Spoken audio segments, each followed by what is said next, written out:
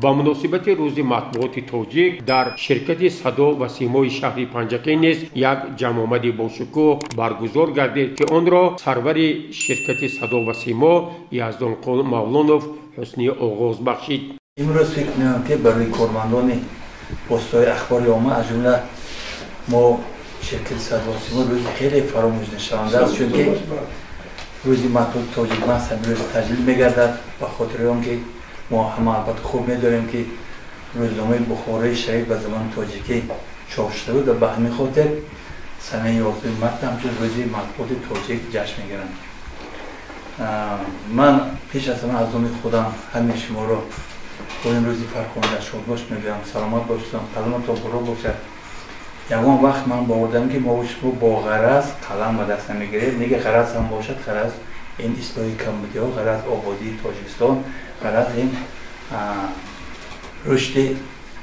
وحدت و یکدیگر فهمی و آبادی تاجیکستان باشد. سپس مؤسس شرکت صدا و سیمای شهر پنجکین اسکندر حمیدوف درباره فعالیت این شرکت از جمله تأسیس رادیوی صدای پنجکین، نشر ماهواره سیما و فعالیت کارمندان در سمت تامین فضای اطلاعاتی در شهر دیهاتی پنجکین و منطقه زرافشان سخن گفته، بار دیگر همه کارمندان صدا و سیما، روزنامه‌نگاران و سابقه‌داران را به مناسبت روز مطبوعات تاجیک تبریک و مبارکباد نمود. سپس کارمندان شرکت صدا و سیما ضمن سخنرانی‌های خویش پیرامون فعالیت ساحویه‌شان گزارش داده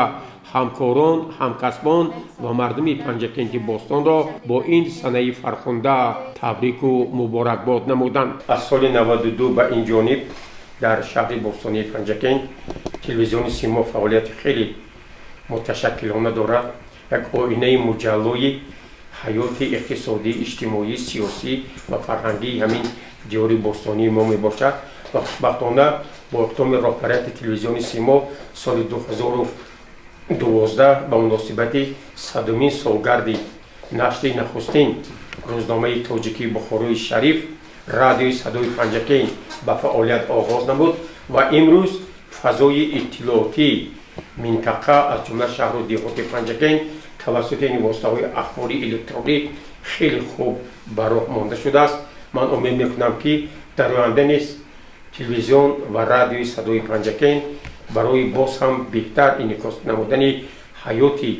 شهر و دیهاتمان رویدادهای مهمی ولایت، جمهوری و کشور سهمی ارزنده خویش را میگذارند. به همه شمایان روز مطبوعات تاجیک مبارک و فرخنده باد. من همه شما را پیش از همه به مناسبت 109مین سالگرد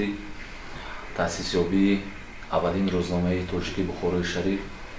که از همین لحاظ سنه 11 مارس مسئله در تاجیکستان همچون روزی کارمندان وسایل اخبار عامه و مطبوعاتچیان جشن گرفته می شود. از صمیم دل شادباش میگویم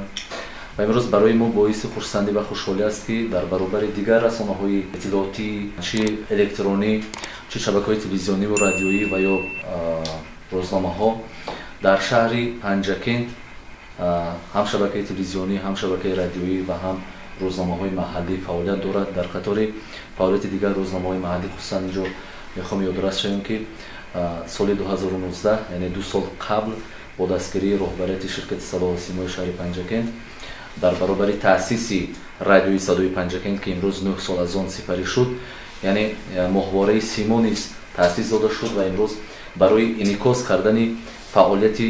مردم شهر و دیهات پنجکین یکی از منبرهای واقعا هم تاثیرگذار شده است و ما و شما از هر یک شماره آن موادهای جالب را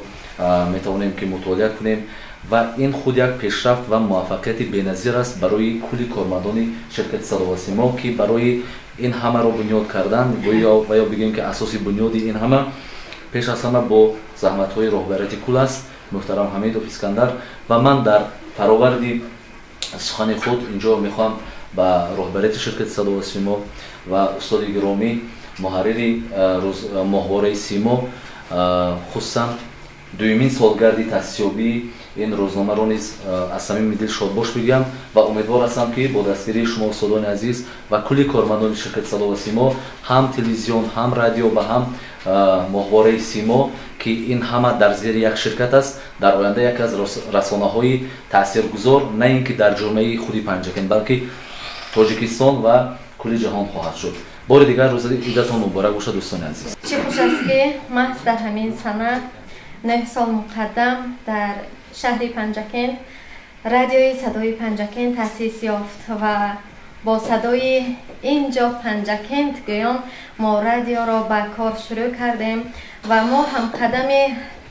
همین 9 سال است که با رادیوی صدای پنجکن هستیم.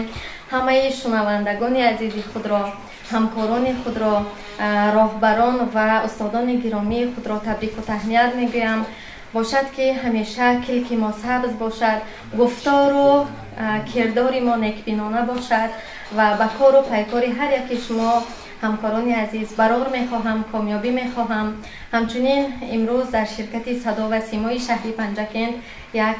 عید است. عیدی واقعا هم فراموش ناپذیر است، چون 2 سالگی ماهواره سیما، همچنین 9 سالگی رادیوی صدای پنجکن و امروز 109 سالگی روز مطبوعات تاجیک است که مبارکمون باشد. در خاتمه با کارمندان صدا و سیما از طرف مؤسس شرکت صدا و سیما در شهر پنجکن اسکندر حمیدوف تحفه‌های خاطره‌ای تقدیم کرده شد. ما تهیه‌گران این برنامه بار دیگر همه کارمندان واسطه‌های اخباری عامه، سابقه‌داران مطبوعات تاجیک و مردم دیار باستانیمان را با مناسبت روز مطبوعات تاجیک صمیمانه تبریک و مبارکباد میکنیم. امید میکنیم که مطبوعات همچون آینه مجلای زندگی برای پیشرفت